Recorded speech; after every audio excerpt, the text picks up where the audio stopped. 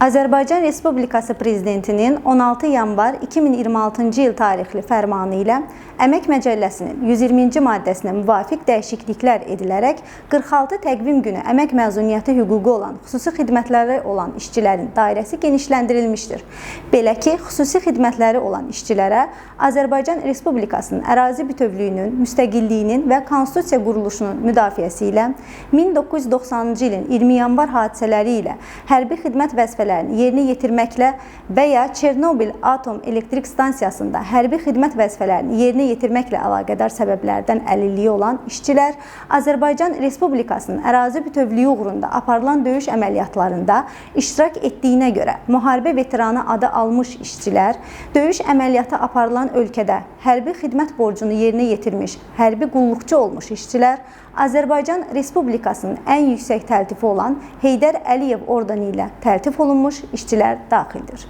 Əmək hüquqlarınızı öyrənin və tələb edin.